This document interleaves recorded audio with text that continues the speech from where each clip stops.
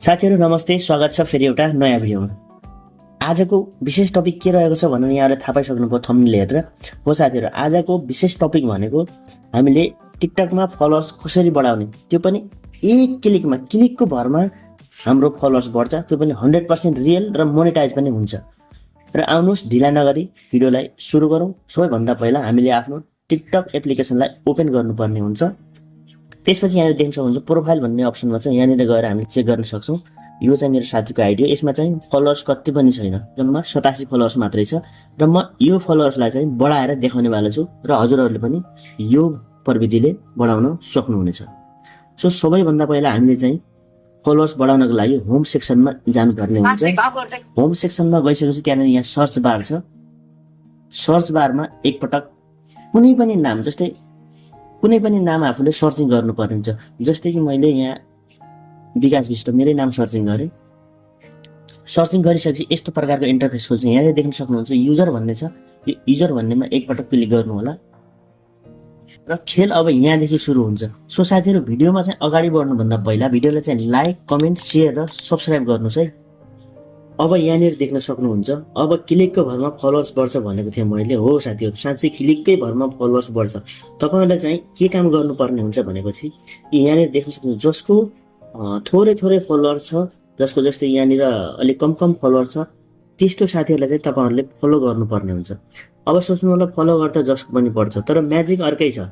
यहाँनिर जसको कम छ, जस्तै यो 15,000 छ, उसले चाहिँ फलो ब्याक दिँदैन। फेरि यहाँनिर देख्न सक्नुहुन्छ मैले चाहिँ जति यहाँ कम फलोअर छ जसको, उसलाई चाहिँ मैले फलो गरिरहेको छु। र यसरी तपाईहरुले पनि यसरी जसको एकदम कम छ, 2000 भन्दा 5000 भन्दा मुनि फलोअर जसको छ, नयाँ फलोअर्सहरुलाई यसरी तपाईले चाहिँ फलो गर्नुपर्ने हुन्छ।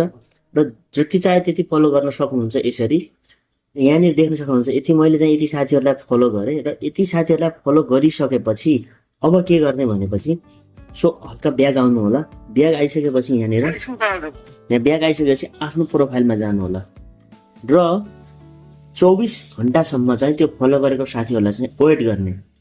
यहाँनिर देख्न सक्नुहुन्छ फलोइङ अप्सनमा जाने र यहाँनिर जस्तै मैले भर्खरै फलो गरेँ र अब म 24 घण्टासम्म वेट गर्छु। 24 घण्टासम्म जो साथीले मलाई एक्सेप्ट गर्यो, फ्रेन्ड बनायो, फलो गर्यो, त्यसको चाहिँ यहाँ यता साइडमा बढ्छ, फलोअर्स बढ्छ। यदि जसले गरेन त्यो साथीहरुलाई चाहिँ यहाँनिर देख्न सक्नुहुन्छ यो फलोइङ छ, यो फलोइङ अप्सनमा फेरि यसलाई अनफलो गर्ने। फेरि यहाँनिर हेर्ने फ्रेन्डलाई चाहिँ धन दिने, फलोइङ भन्ने अप्सन छ, यसलाई चाहिँ अनफलो गर्ने। यसरी 24 घण्टा भित्रमा जति पनि यहाँ फलोइङ भन्ने अप्सन देखाउँछ त्यसलाई अनफलो गर्ने र फेरि नयाँ नाम सर्चिङ गर्ने र नयाँ तरिकाले फेरि सेम यही तरिकाले गर्नुभयो भने तपाईको 100% जेन्युन फलो बढ्छ र यसले मोनेटाइजमा पनि केही असर गर्दैन। र अहिले विभिन्न तरिका चलिरहेको छ ट्रेन्डिङ। कुनै वेबसाइटमा लिङ्क हाल अनि त्यसपछि अटोमेटिक फलो बढेर आउँछ। त्यसको पछाडि नलाग्नु होला, किनभनेपछि त्यसको पछाडि लाग्नुभयो भने तपाईहरुको आइडी फ्रिज पनि हुने सम्भावना हुन्छ र डिमोनेटाइज हुने सम्भावना पनि हुन्छ र ह्याकिङ हुने पनि धेरै सम्भावना हुन्छ। त्यसकारणले छिट्टो अगाडि बढ्ने तर्फ नलाग्नु होला र एउटा यो पनि छिट्टै अगाडि बढ्ने मेथड हो र यो तरिकाले गर्नुभयो भने तपाईको 100% फलोअर्स बढ्छ। र मैले जति पनि बढाएको छु यही तरिकाले बढाएको छु।